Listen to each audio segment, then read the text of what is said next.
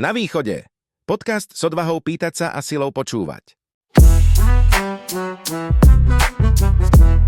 Vítajte pri prvej epizóde podcastu Na východe.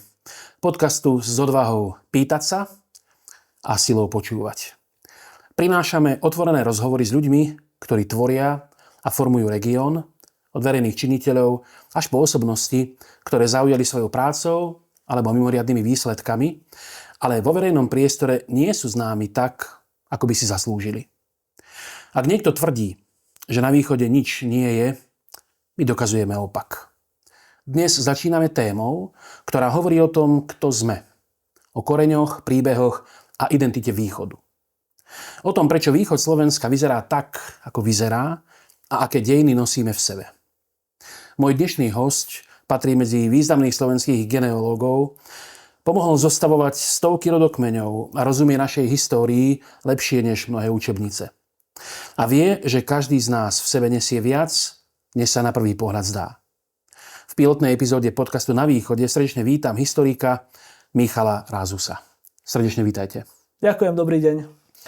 A môžeme rovno začať. Spýtal by som sa, totiž poznáme mnohokrát históriu slávnych rodín, slávnych rodov, kráľovské rodiny, ale veľmi často nie vlastnú históriu. Prečo? No, pretože často si pamätáme iba to, čo nám povedia možno naši rodičia, maximálne starí rodičia. Pamätáme si to, čo sme zažili a tak je to aj s tými generáciami pred nami. Častokrát tí ľudia možno nerozprávajú toľko o tých svojich predkoch, o tom, čo zažili a kde boli a čo robili, ako by si to zaslúžilo, a preto sa táto naša minulosť tak trošku stráca a v nejakej hmle alebo možno odparuje a je dobré si ju uvedomiť, je dobré ju študovať, je dobré sa tomu trošku povenovať. Ste historik a genealóg. Ako ste sa dostali k tejto vede? Viete nám ju priblížiť? Viete nám nejakým spôsobom popísať jej záujem? Mňa vždycky bavila história, vždycky ma práve bavilo to zisťovať, čo tu bolo predo mnou, ako ten svet vyzeral, ako vyzeralo detstvo možno mojich rodičov alebo starých rodičov.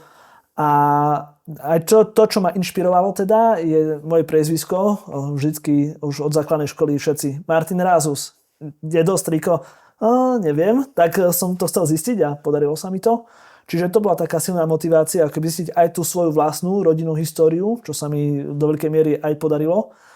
A takže toto bola určite taká motivácia a vlastne podarilo sa mi to robiť alebo to dostať do takého profesionálneho módu a venujem sa tomu už nejakých 20 rokov. Tu sa žiada jednoznačne teda spýtať sa, že ako je to s tým Martinom Rázusom? Je to vzdialená rodina naša, všetci Rázusovci pochádzajú z Vrbice, čo je dnes časť Liptovského Mikuláša. A veľa mojich predkov bolo plotníkmi a oni splavovali drevo z Liptova po Váhu až do Budapešte niekde. Takže to je taká akoby silný leitmotív tej rodinnej histórie. A potom samozrejme tí spisovatelia a tamto boli Rázusovci silná rodina, nielen teda ako spisovatelia, ale aj nejakí knihtlačiari. Takže má to stále trošku taký intelektuálnejší rozmer. Pekne. Skúsme sa posunúť teraz do tohto regiónu. Čím je východ Slovenska zaujímavý práve teda z pohľadu toho ľudského kapitálu? Východ Slovenska si myslím, že je veľmi unikátny, špecifický a naozaj pestrý. To je možno také základné slovo, ktoré ho definuje. Pretože máme tu ľudí rôznych náboženstiev, rôznych národností, rôznych kultúr, ktoré postupne, ako sa tá história odvíjala, tak prichádzali a zanechávali tú svoju stopu. Čo teda vieme povedať o teda tejto stope na východe? Nemusíme hovoriť o celom východe, dajme teraz, možno zamerajme svoju pozornosť na teda Prešov alebo Šariš okolie. Tak keď sa pozrieme už na národnosti, alebo národy, ktoré formovali tú našu históriu, tak samozrejme, ak sa pozeráme teraz do nejakej od Veľkej Moravy možno, tak prví tí predchodcovia súčasných Slovákov. Následne prichádzajú Maďari. Po tatárskom vpáde od 1242 cca prichádzajú Nemci. A potom vlastne máme tu samozrejme aj Rusínov, ktorí sa sťahujú do mesta z okolitých obcí a dedín. A máme tu Rómov, máme tu Židov. Takže naozaj tá mozaika je veľmi pestrá a každý z týchto kultúrnych vln alebo historických vln týchto ľudí tu necháva nejakú stopu. Z tohto pohľadu povedať, že som čistý Slovák, je celkom asi teda nepresné. No, je to nepresné, zároveň je to čo nás definuje. Takže áno, sme Slováci s ohľadom na to, že teda máme všetky tieto rôzne Ale prímesy. sme si vedomi aj teda všetkých tých vplyvov, ktoré nás, našich predkov formovali. Určite áno. Tvoríte ako genealóg rodokmene. Viete nám priblížiť túto prácu? Čo vlastne robíte? Akým spôsobom? Čo je výstupom toho, čo robíte? Priblížiť jednoducho vašu takú každodennú prácu. Rodokmeň za mňa je také trošku nazeranie do minulosti, ako keď pozeráte na hviezdy a to svetlo prichádza k nám možno milióny rokov vzdialené a pozeráme akoby späť do nejakého zrkadla času, tak do istej miery aj toto je ten rodokmeň. A tu je dobré povedať, že aby ten rodokmeň bol správny a pravdivý, čo určite asi každého zaujíma, aby to tak bolo, je dobré ísť skrz nejaké historické dokumenty, ktoré by mali byť teda správne, pravdivé, naozaj by nám mali dávať taký presnejší obraz ako iba nejaká legenda alebo ústna história, nejaká možno taká spomienka, ktorá častokrát môže byť presná, ale môže byť už rôzne akoby prifarbená, pokrútená. Takže čo je určite dobre povedať, že každý rodokmeň by mal vychádzať teda z nejakých historických dokumentov, ktoré hľadáme, či už sú to matriky, archívy, a môžu to byť teda cirkevné, štátne, potom používame rôzne sčítania obyvateľstiev. A je to akoby, možno máte skladačku puzzle, ktorú sa pokúšate dať dokopy. Na začiatku možno ani neviete, koľko tých dielikov tam je, ale ako ich otáčate, tak zrazu vám začínajú dávať zmysel a dávate to do nejakého celku. Takže postupne sa vám ten rodokmeň akoby otvára. Čo je ešte možno zaujímavé, alebo dobré podotknúť, že máme 2 rodičov, 4 starých rodičov, 8 prá a v každej generácii sa nám to zdvojnásobuje. Čiže keď naozaj už ideme do nejakých 7 generácie alebo 8, tak už sú tam zrazu stovky možno ľudí a z každého tohto človeka my máme nejakú stopu v sebe. Hej. Či už je to naozaj, ideme po tej biologickej stránke DNA, alebo nejakú kultúrnu, alebo jazykovú, alebo akúkoľvek. Takže vlastne my sme naozaj akoby tým posledným odkazom presne všetkých týchto generácií. Máte za sebou určite desiatky alebo stovky rodokmeňov, ktoré ste vytvorili. Nájde sa medzi teda touto prácou nejaké zaujímavé príbehy, ktoré by, poviem, mohli byť aj zhodné z filmovania? Určite áno. Myslím si, že každý z nás máme taký príbeh, ktorý je hodný z filmovania a každý má ten príbeh svojho života, ktorý je jedinečný a fascinujúci. A tým, že veľa tých príbehov, ktoré skúmame, sú príbehy emigrantov, alebo teda ľudí potom, ktorí sa spätne vracajú za svojimi koreňami, takže v týchto máme naozaj množstvo unikátnych príbehov. Možno spomeniem zo pár teraz a minimálne nedávno sme robili Jakuba Bohdana, alebo Bogdányho teda, čo bol prešovský maliar. Vlastne odišiel do Anglicka, tam sa uchytil na Kráľovskom dvore a teraz práve mal aj tu na výstavu v galérii v Prešove nedávno pri 300. výročí jeho úmrtia.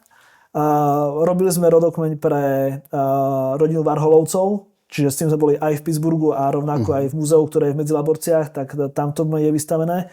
Čo je dobré určite spomenúť, že nepracujem na tom sám, ale mám naozaj rôznych kolegov a spolupracovníkov, či už sú to v mojom internom tíme, alebo potom spolupracujem s výbornými umelcami, ktorí to vlastne dokážu tento rodokmeň, tie dáta namaľovať alebo nakresliť a vzniká z toho naozaj taká mapa vašej rodinnej histórie, čiže je to taký namaľovaný čas, dá sa povedať. To je vlastne, to už potom je aj taká umelecká hodnota. Určite áno. Poďme späť teda ku východu a ku teda téme aj nášho podcastu, aj tejto témy. Našiel som, keď som sa pripravoval na podcast, že ste pripravili so svojimi kolegami rodokmeň mesta Prešov. Aký má Prešov rodokmeň? Prešov má veľmi pestrý rodokmeň a tá história naozaj ide od nie len tých prvých písomných zmienok a potom vlastne udelenia mestských práv, čiže nejakých 1247, respektíve 1299, ale vlastne ide ešte o mnoho ďalej. My sme sa do toho rodokmeňa snažili vodkať, alebo teda pripomenúť si, či už to boli nejaké významné udalosti, mená, alebo nejaké vlastne typické stavby, aby sme to naozaj nejakým spôsobom, aby to bolo zapamätané aj pre tie ďalšie generácie. Či už sú to Karafové jatky, alebo Veľký požiar. Ten prípadne morové alebo cholerové epidémie. Ten Prešov naozaj mal obrovské vzostupy, ale aj obrovské pády. A môžeme rozprávať sa o tom, že Prešov bol známy ako Atény nad Torisou, čo je celkom teda tak všeobecne známe. Hej, bolo to centrum vzdelania, silná evanjelická cirkev, tu mala svoje zastúpenie kolegium. Čiže tých tém je tu naozaj mnoho, o ktorých môžeme rozprávať a v každom storočí sa dialo niečo zaujímavé, niečo významné, tak je tam určite množstvo týchto tém. Skúsime niečo konkrétne spomenúť? Určite áno. Ja by som možno, že začal polohou Prešova, ešte kým sa dostanem potom už aktuálne k tomu, pretože tá do jej veľkej miery rámcuje to, ako sa to mesto vyvíjalo. Spomeňme, že to bolo slobodné kráľovské mesto, to znamená, že malo špecifické postavenie, špecifické privilégia už v stredoveku a ležalo na dôležitej križovatke obchodných ciest. Či už to bola Jantárová cesta, ktorá išla od Jadranu až k Baltskému moru, tam sa teda obchodovalo s Jantárom a tu od nás samozrejme Tokaj, veď ak sa len prejdete po Prešove, tak si všimnete, že každý jeden z tých starých domov má pivnicu, v ktorej sa to víno skladovalo, aj keď sme ho teda nepestovali. Obchod so soľou, čiže všetky tieto kategórie, obchod s opálmi, všetky tieto kategórie tu boli veľmi silne zastúpené a tým pádom to mesto naozaj kvitlo, hej, predovšetkým v tom stredoveku. A čo môžeme spomenúť, sú možno práve tie potom aj temnejšie stránky tej histórie, čo sú práve tie karafové jatky, kedy v princípe, ako vieme, 24 týchto prešovských mešťanostov, ale aj z iných miest bolo popravených, predtým mučených veľmi krutým spôsobom a na záver teda aj rozštvrtených a stiatých práve na tom námestí, kde je dnes Trojica, súsošie Trojica. Výborné. Poďme z takého širšieho pohľadu. Čím sa líši historická DNA východniarov od teda zvyšku Slovenska? Toto je dobrá otázka. Ja si myslím, že do veľkej miery sa to DNA mieša, pretože aj keď sme sa bavili o tých národnostiach a kultúrach, tak Nemcov nájdeme aj na Spiši, nájdeme, to je vlastne ešte stále východ, ale povedzme tie banské mestá, Krenica, Štiavnica, tá maďarská stopa, tá šľachta tu bola prítomná v týchto mestách. Čo možno, že nás odlišuje, je asi ten rusínsky element, pretože Rusíni už ďalej ako od Tatier viac menej teda historicky nežili. Čiže myslím si, že určite môžeme povedať, že toto bude silná taká individualita alebo špecifikum toho nášho priestoru, že máme tu na vlastne východných kresťanov, alebo teda grécko-katolíkov a toto by bolo niečo, čo nás ako dosť výrazne odlišuje od zvyšku Slovenska. My keď sme spomínali teda tie špecifika Prešova, mňa ako prvé napadlo, ale teda to je skôr súčasnosť, alebo teda nedávna minulosť, Prešov ako mesto mnohých a mnohých vynikajúcich kvalitných hudobníkov a spevákov. Toto má tiež nejaké vysvetlenie? Tak hovorí sa stále, že tí východniari sú viacej temperamentní a že majú takú možno viac spontánnosti v sebe. Ale určite to potvrdzuje to, hej, že sme kedysi boli zvaní aj ako, neviem, slovenský Liverpool a organizovali sú rôzne koncerty a naozaj nepreberné množstvo týchto spevákov. Akurát práve sme robili rodokmeň pre jednu speváčku, ale neprezrádzam to, lebo to má byť darček na Vianoce, ktorá teda je z Prešova. Takže čo ešte určite spomeniem, keď sa na túto tému bavíme, je, že veľmi častým priezviskom na východe je Hudák. Takže to je určite akoby aj taký symbol toho, že to hudobné alebo umelecké cítenie tu vždy bolo veľmi silné.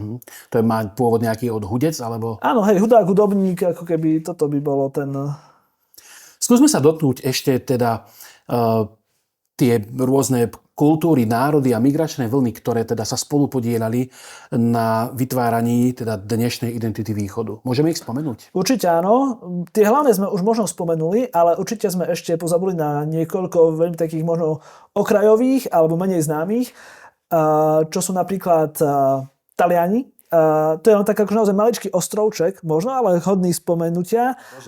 Pri Bardejovej dedinka Lukov, ktorý kedysi mal názov Venécia, Benátky, a tam sa robilo sklo. Tam bola sklárska dielňa a prichádzali tam sklársky majstri až z Talianska. Preto tam aj doteraz v súčasnosti je priezvisko Carafa ako relatívne bežné. Dokonca to priťahovalo rôznych majstrov aj z iných častí Európy, čiže vieme to dokladovať napríklad priezvisko Švéda, že niekto dokonca zo Švédska docestoval. A ďalej, ak sa teraz bavíme trošku možno o tej poľskej hranici, tak máme tam Goralov. A Poliaci tu mali vplyv, pretože stále, keďže tá Galícia alebo Halič bolo súčasťou Rakúsko-Uhorska, tak tie kontakty tu boli silné. A pri Košiciach je obec Košická Polianka, ktorá starý maďarský názov bol Lendel Falva, čiže ako poľská obec. To znamená, že aj tí Poliaci tu boli a dotvárali ten kolorit tých národností. A určite ešte spomeniem najčastejšie priezvisko na Slovensku, ktoré možno budete vedieť, Horvát, čo je vlastne Hrvat alebo Chorvát. A zrejme teda bude zastúpené po celom Slovensku, ale určite ho máme aj na východe. A je to z dôvodu toho, že keď teda osmanskí Turci útočili na Balkán, tak veľká časť toho obyvateľstva utekala pred nimi a tí Chorváti sa usádzali práve v týchto našich priestoroch. Vždy, keď vidím tie mapy, ktoré teda uvádzajú najčastejšie priezviská, tak mi je trošku tak neveriacky sa pozerám, že či naozaj najčastejšie priezvisko na Slovensku je Horvát.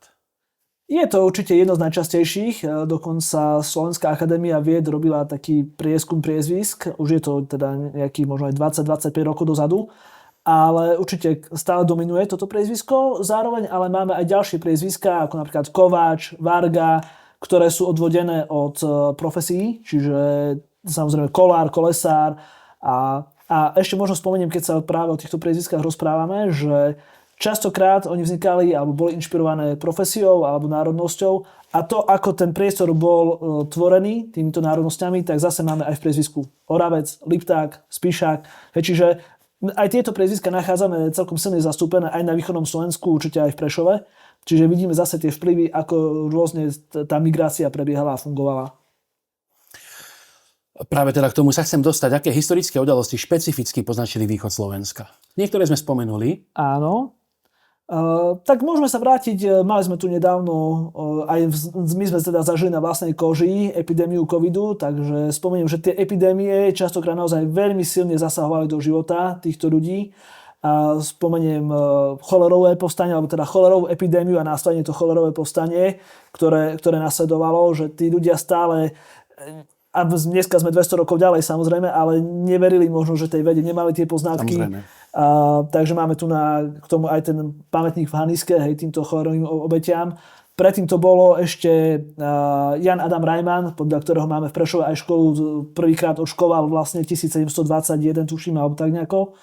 Čiže tieto epidémie veľmi silne formovali negatívnym spôsobom samozrejme, pretože tie straty na životoch boli skutočne obrovské. Robili sme nedávno jeden výskum v Lendaku pod Tatrami a tam počas leta zomrelo nejakých 220-250 ľudí, vrátane farára, ktorý dával tým ľuďom posledné pomazania. A tam bol obrovský cholerový cintorín, neoznačené hroby, pretože to bol v princípe masový hrob. Čiže tieto epidémie jednoznačne formovali alebo tie stavovské povstania, čiže ak bolo mesto jeden rok v rukách evanjelikov, druhý v rukách katolíkov, takže všetky tieto dejinné udalosti zasahovali do toho vývoja. Tu asi môžeme spomenúť aj návštevu Jána Pavla II., ktorý sa práve teda tu v Prešove na pamiatku práve teda udalostí, nepokojov katolícko-evangelických pri pamätníku zastavil. Určite áno, toto je naozaj, máme koniec koncov aj bustu, respektíve plaketu alebo nejakú pamätnú tabuľu na evangelickom kolegiálnom gymnáziu, čiže je to naozaj také pekné symbolické gesto, ktoré on urobil, takého zmierenia. No ak sa o tom rozprávame, tak samozrejme v nedávnej minulosti pápež František, ktorý navštívil Prešov, čiže aj tie silné osobnosti určite Prešov neobchádzali, významné, či už to boli z tej cirkevnej časti života, alebo vzdelanie, prípadne politika, naozaj to mesto stále žilo týmto. Dobre. Je naozaj fascinujúce počúvať aj teda napríklad tovary, ktoré ovplyvňovali. Či to bola teda soľ, ktorá teda ku Prešovu patrí, alebo teda opálové bane, ale takisto teda aj osobnosti, ktoré ste spomínali. No, samozrejme ako historik a tvorca rodokmeňov pracujete s matrikami. Ako vlastne čítať matriky? Čo to je matrika? Čo sa dá zistiť? Aké údaje v matrikách sú? Kde sa matriky nachádzajú? Môžeme túto tému otvoriť? Určite. Matrika je kniha, kde máme v princípe 3 typy týchto matrík a to sú narodení, sobášení a zomrelí. A dáva to nejaký základný rámec toho nášho ľudského života a rovnako je to veľmi cenný zdroj pre každého, koho tá genealógia baví, či už je to profesionál alebo amatér. Určite je to zdroj, za ktorým treba ísť. Nájsť ich vieme podľa toho, z akého obdobia a ako geograficky teda sú usporiadané. Bude to ešte stále živá matrika, ktoré sú častokrát na obecných úradoch. Alebo je to potom matrika, ktorá už je teda odložená v archíve. Aj tu v archíve v Prešove máme 2 archívy. Ten, kde nájdete tieto matriky, je v Nižnej Šebastovej, v Ľuboticiach, v bývalom kláštore. A určite vám tam radi pomôžu tieto matriky skúmať. Čo v nich nájdeme? Tak sú to tie také základné, možno trošku suché, ale dôležité biografické dáta o tom, kedy sa ten človek narodil, kde sa narodil. A ak máme trošku šťastia, tak tam vieme nájsť aj informáciu o povedzme, povolaní tých rodičov alebo ich nejakom stave. A čo ešte určite treba spomenúť, že čím hlbšie ideme do minulosti, tým tá matrika je trošku komplikovanejšia na čítanie. Prečo? Pred rokom 1918 sme boli Rakúsko-Uhorsko a tým pádom aj ten oficiálny jazyk bol maďarský, prípadne v týchto cirkevných matrikách, ktoré boli jediným prameňom pred rokom 1895, sa používala aj latinčina. Prípadne môžeme nájsť pri grécko-katolíkoch v cyrilike písané záznamy, niekedy aj v nemčine, v biblickej češtine. Čiže človek potrebuje mať celkom širokú škálu alebo paletu tých jazykov a vedieť v nich prepínať. Samozrejme, nemusíte hovoriť plynule, ale potrebujete aspoň nejaké základy, aby ste sa v tom dokázali orientovať. Toto je možno dobrá otázka. Čo má robiť človek, ktorý by chcel spoznať svoju rodinnú históriu? Určite odporúčam začať zbierať tie informácie z toho najbližšieho okolia, tam, kde je to najjednoduchšie. Ak máte ešte niekoho staršieho v rodine, rodičov, starých rodičov, rozprávať sa s nimi, pýtať sa ich. Takmer každý zrejme má nejaké v šuflíku alebo nejaké truhlici alebo niekde na povale odložené staré rodné listy po predkoch alebo nejaké dedičstva alebo nejaké kúpne zmluvy, čokoľvek. Každá informácia sa ráta, každý aj malý detail je dobrý na začiatok. Takže porozprávať sa s tým okolím, skúsiť pozrieť, že čo máte doma. Možno navštíviť cintorín, kde takisto máte na pomníkoch napísané, hej, aspoň opäť dátum narodenia, dátum úmrtia, ktorý vás vie posunúť ďalej. A potom je to taká skok z ostrovčeka na ostrovček, že hľadáte vlastne stále ďalej, idete od jedného bodu, ktorý sa vám odkryje, idete k ďalšiemu a postupne odkrývate celú tú neznámu mapu tej vašej rodinnej histórie. Keby človek chcel sám na vlastnú päsť hľadať teda nejaký rodokmeň svojich predkov, tak kde sa dostane? Dajme tomu, do akého obdobia sú napríklad dostupné matriky na obecných úradoch, alebo teda či na farách. Či je možné, aby človek teda požiadal o teda také nejaké nahliadnutie do týchto matrík, alebo či je lepšie sa obrátiť na odborníka? Je to otázka, koľko času na to máte. Poznám amatérskych genealógov, ktorí to berú ako vášeň a venujú sa tomu 20 rokov a naozaj tie ich výsledky sú ohromujúce a obrátili každý kameň, pretože majú na to čas a dokážu sa tomu venovať neskutočné množstvo času a energie. A klobúk dole pred týmito ľuďmi. Ale aby som zodpovedal tú otázku, tak tie matriky sú dostupné pre každého. Samozrejme platí zákon na ochranu osobných údajov, čiže pokiaľ prídete na živú matriku a budete chcieť napríklad niekoho, kto je ešte z nejakého 20. storočia, potrebujete preukázať nejaký svoj príbuzenský vzťah, čiže toto je dobré na to pamätať. Ale potom tie staršie veci, plus minus nejakých starších ako 100 rokov, čiže od nejakého 1922 aktuálne by to malo byť, sú už v archívoch a tam máte prístup bez obmedzenia, čiže mali by ste vedieť skúmať matriky, ich čítať ich a presne toto akoby aj nám pomáha v práci, že vieme robiť tým pádom aj pre svojich klientov tento rodokmeň. A dostať by sme sa pri optimálnych podmienkach mali vedieť do nejakého roku 1780-1800. Vtedy zákony Jozefa II. Márie Terézie povinne začali teda viesť matriky, aby mali dobrú evidenciu obyvateľstva, aby vedeli, ako vymáhať dane. Takže to bol taký celkom praktický dôvod, ale zase nám to spätne teraz pomáha práve rekonštruovať túto históriu. Tam sa ale dostávame teda k akémusi stropu, hej, na ktorý narážame. Plus minus áno, zase závisí, kde sme, pretože sú dedinky, možno na severovýchode Slovenska, kde so šťastím sa dostaneme do roku 1820 a pretože tá matrika vyhorela, alebo sú tam nejaké diery a proste tie matriky sú nedobre zachované. Ale potom tu máme napríklad tie slobodné kráľovské mestá, kde sa viem dostať podstatne hlbšie. Myslím, že Bardejov má okolo roku 1590, to je jedna z najstarších matrík na Slovensku. Zase otázka je, ako obsiažné sú tieto matriky, čo sa týka informácií. Či nám to naozaj dáva dostatok dôkazov, aby sme vedeli prepojiť toho súčasného človeka s tým predkom z roku 1600, povedzme. Toto už sa nie vždy musí podariť, aj keď tá matrika teda zachovaná je. Prečo by teda bolo vhodné využiť služby profesionála? Profesionál vás môže posunúť oveľa rýchlejšie k tým výsledkom, ktoré vy by ste chceli. Dám možno taký veľmi jednoduchý laický príklad.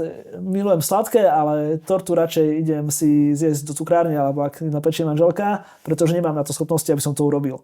Takže aj ten rodokmeň, niekto už to pozná všetky tie skratky a vy za niečím by ste možno že museli chodiť mesiac, dva za nejakou informáciou, ale ten genealóg už vie, kde a čo hľadať, ako to čítať, ako to pospájať.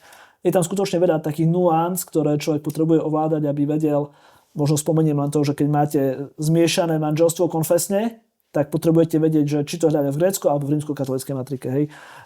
Sú to nás niekedy detaily, ale pre niekoho to môže znamenať dead end, stopa ulička, ale pre niekoho teda je tam pokračovanie možné. Čo to stojí? Je to veľmi individuálne. Určite nie je to úplne že lacná záležitosť. Na druhej strane človek to kupuje raz za život, pretože ak ten rodokmeň sa už raz urobí, je vypracovaný a je to dedičstvo pre ďalšie generácie. Chybíme sa niekde v stovkách, tie väčšie rodokmene možno aj v tisícoch eur. A na druhej strane treba povedať, že vždy rešpektujeme tie možnosti toho klienta, vieme si to rozložiť na časti, máme spoluprácu s ľuďmi, s ktorými spolupracujeme aj 2-3 roky a každý rok si povieme, že aha, teraz ma zaujíma babkina strana alebo dedová strana a urobíme teraz celý rodokmeň pre túto vetu, čiže tam ten dátum spotreby je neobmedzený, tie záznamy sú v tých matrikách stále, takže vieme to stále o niečo rozšíriť a prehlbiť. A kto patrí medzi takým modulárny príklad vašich klientov? Kto sú vaši klienti najčastejšie? Možno sú to dva typy ľudí. Jednak sú to potomkovia emigrantov, ktorí odišli zo Slovenska, predovšetkým tu na východe. A keď sme sa bavili aj o tej DNA, tak východ veľmi silne rámcuje emigrácia. Ešte sa dostaneme k emigrácii. Takže sú to potomkovia týchto emigrantov, ktorí sa vracajú späť na východ, alebo teda na Slovensko a hľadajú svoje korene. Takže to by bola jedna veľká kapitola. A druhá veľká kapitola sú ľudia, ktorí sú to Slováci, ale majú vzťah k svojej histórii, baví ich to, chcú vedieť viacej o sebe a to sú práve druhá tá veľká skupina ľudí. Vráťme sa teraz k téme teda východu. Poznáme nejaké mýty o východniaroch? A mýty, myslím si, že sú určite. Možno, že jeden z nich je taký práve ten spontánnosť, temperament, hej, šalený východniar. A druhý možno tiež nie je úplne pozitívny, že nejaká láska k tomu poháriku a k alkoholu. Ale zase je to asi, myslím si, že veľmi individuálne a vždycky, ja nerad generalizujem, vždycky som rád, keď ako keby vidíme, aha, toto je presne, ak je len jeden človek, ktorý to pravidlo porušuje, tak nemôžeme povedať, že to platí všeobecne. Takže to slovíčko mýty je na mieste. Na druhej strane sa hovorí, že výnimka potvrdzuje pravidlo. Ale teda keď som počul kdesi teda ten vtip, že nikto nad alkoholom nezvíťazil, ale východňari remizovali, neviem, kde sú Oraváci. Tak ja verím, že to je taká celoslovenská záľuba v tomto kultúrnom fenoméne. Dobre, výborne. Dotkli sme sa emigrácie, alebo teda aj iných násilných spoločenských zmien. Môžeme povedať, akým spôsobom formovali, ovplyvnili východ, či vysídľovanie, znárodňovanie, alebo emigrácia? Určite áno. Väčšinou to bolo veľmi negatívne. Začneme tou emigráciou, ak sa vrátime do obdobia okolo roku 1880 až možno 1915, aj ten začiatok prvej svetovej vojny, 14-15.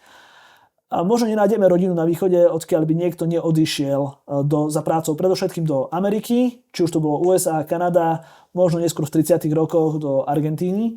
Čiže táto emigrácia obrovským spôsobom ako keby deformovala tú spoločnosť. Ženy tu ostali samé, tí muži pracovali niekedy aj desiatky rokov v baniach, ťažko, a kde teda naozaj aj ostali mnohokrát, veď v Amerike dnes žije okolo 2 milióny ľudí, ktorí teda majú slovenské korene a odhaduje sa, že počet tých, ktorí odišli, bol niekde okolo 500 až 700 tisíc zo Slovenska. Takže to bolo naozaj obrovské číslo.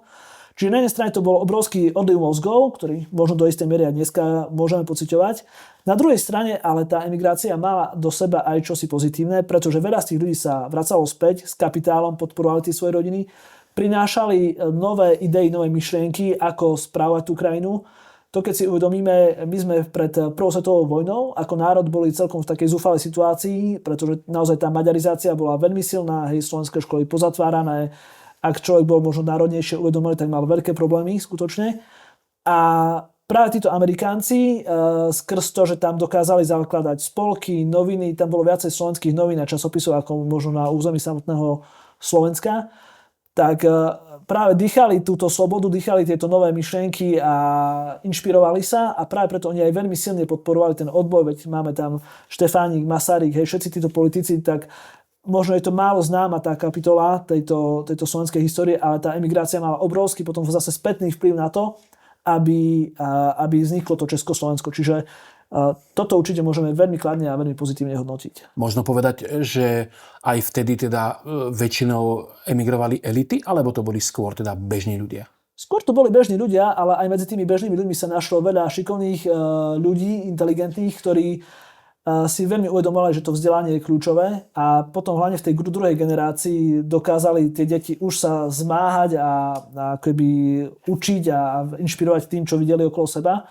Čiže zase keď si uvedomíme, že vtedy na celom Slovensku v tom čase bolo možno okolo 200 vysokoškolských vzdelaných ľudí, čiže tých elit my sme naozaj nemali veľa. Skôr to boli ľudia s takým nejakým prirodzeným talentom, nadaním. 90% ľudí sa tu venovalo poľnohospodárstvu, čiže tu naozaj akoby nemôžeme hovoriť o nejakých vysoko vzdelaných dávoch alebo masách ľudí. Väčšinou sa išlo kde si do sveta zarobiť na nejaký majetok, na nejaké polia, pozemky a mnohí sa vrátili. Vrátili sa, no pekný dôkaz máme v podobe Bosákovej banky, ktorá je tuto na rohu križovatky. Stavba z roku 1924, čiže ten Michal Bosák, on bol naozaj fenomén obrovský, pretože jeho podpis bol aj na $10 bankovke, čiže on sa naozaj stal takým tým self-made manom a dosiahol svoj americký sen. V princípe veľmi skoro v prvej generácii, hej, on bol naozaj ako keby unikát. A čo je fajn, čo sa ráta, že nezabudol na to Slovensku, prišiel sem a akoby znova investoval tie peniaze. Dokonca sa vraví, je tá historka, že v Okrúhlom, odkiaľ pochádzal, tak povedal teda tým svojim miestnym rodákom, že on tu postaví školu, postaví ju zadarmo, ale s podmienkou, že zavrú krčmu. Tak to bola veľká dilema. Tá historka bola taká, že teda v deň, keď otvorili školu, tak otvorili aj krčmu. Takže... Jasné, dopadlo to klasicky. Ako vždy. Výborne. Poďme k budúcnosti. Môžeme? To ste síce historik, ale teda môžeme sa dotknúť otázky, ako vidíte budúcnosť identity východu. Aj dnes hovoríme o odlive mozgov, o tom, že mnohí talentovaní odchádzajú či študovať, alebo žiť na západ, do sveta. A otázkou je, koľký z nich sa vracia. Ja viem, že to je otázka skôr možno na sociológov, ale možno, že zo svojej skúsenosti budete vidieť nejakú paralelu a nejakým spôsobom to dokážete komentovať. Áno, verím, že každý by mal trošku poznať svoju históriu a samozrejme ona sa nikdy úplne opakuje, ale tak možno, že vieme skúšať dávať nejaké odhady, prognózy. Čo si myslím, že bude určite, že zase tá naša spoločnosť sa opäť nejakým spôsobom bude viacej bude dostávať nové impulzy v podobe nových utečencov, nových kultúr, nových ľudí. Minimálne to môžeme už teraz vidieť práve v tom, že tu prichádza množstvo ľudí z Ukrajiny, ktorí sa tu nevieme na ako dlho usídľujú, alebo teda usadzujú. A vyrastajú tu vlastne deti, ktoré zrejme sa už možno na tú Ukrajinu nevrátia. Čiže toto bude určite jeden taký silný faktor, ktorý možno tú našu spoločnosť bude nejakým spôsobom formovať. A zároveň, čo vidíme, a nie je to teda iba problém Slovenska, že tá demografia nás neúprosne tlačí, všetky tie mladé rodiny, ak majú 1-2 deti, tak už je to celkom úspech. Málo kto má dneska viacej, čiže tá naša populácia bude starnúť, bude menej tých mladých ľudí, čiže aj ten tlak na tú prácu bude úplne inak to vyzerať. Zároveň ešte možno, že netušíme, aké výzvy, aké možnosti nám prinesie umelá inteligencia, takže toto sú asi také tri piliere, tri faktory, ktoré nás budú v budúcnosti akoby dobiehať a definovať tú našu ďalšie fungovanie. V každom prípade ale možno povedať teda, že východ, a nie len východ, bude odkázaný na nejaký prísun ľudského kapitálu? S najväčšou pravdepodobnosťou je to tak, keď sa len prejdete po dedinkách na východ od Prešova.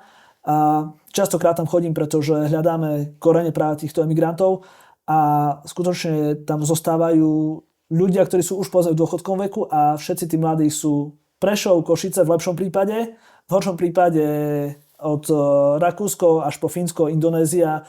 Vyberte si štát a momentálne naozaj zažívame ďalšiu obrovskú vlnu emigrácie a odliv mozgov týchto mladých ľudí. Je teda ten prísun ľudských zdrojov prínosom alebo hrozbou? Zatiaľ vždy z tých dejinách to prinášalo aj pozitíva, aj negatíva. Čiže netreba to brať čierno-bielo, ale treba to vidieť ako príležitosť a ako my to nastavíme, tak to aj vlastne bude. To je pekný príklad to, ako tí naši Slováci prichádzali do Ameriky, do Pittsburghu, kde konkurovali Írom, tak tí ich nemali radi, pretože pracovali v tých baniach a oceliarniach. Ale na konci dňa, keď si pozriete zoznam amerických vedcov, hercov, kozmonautov, medzi všetkými nájdete Slovákov. Čiže myslím si, že na konci dňa je to stále prínos pre tú spoločnosť. Áno. Tak to bolo, aj keď teda Slováci prichádzali inde. A určite by sme našli aj teda v histórii veľmi veľa faktorov, ktoré boli obohatením nášho teda nejakého genotypu. Jednoznačne. Výborne. Čo by sme odkázali mladým ľuďom? Mladým ľuďom, aby sa nebáli ísť svojou cestou, aby možno verili v pravdu, lebo to je asi v dnešných dvoch veľmi dôležité, keď na nás z každej strany útočia rôzne hoaxy a polopravdy, aby vedeli nájsť to, čo je dôležité. A možno, ak sa im to bude dať, nech zostanú na Slovensku. Skúsili sme ponúknuť odpoveď na otázku, či existuje duša východu. Hovorili sme o mnohých zaujímavých veciach. Sám som naozaj veľmi obohatený. A chcem sa na záver poďakovať skvelému hosťovi Michalovi Rázusovi. Lepšieho hostia som si do pilotnej epizódy želať ani nemohol. Michal, ďakujem veľmi pekne za to, že ste prišli. Milí diváci a poslucháči, páčilo sa vám rozprávanie o duši východu? Dajte nám vedieť do komentárov, alebo nám nechajte odkaz na webe www.navýchode.online a dajte tomuto kanálu odber. Ďakujem a teším sa na budúce. Všetkým vám prajem pokojné Vianočné sviatky. Ďakujem veľmi pekne. Ďakujem, dovidenia.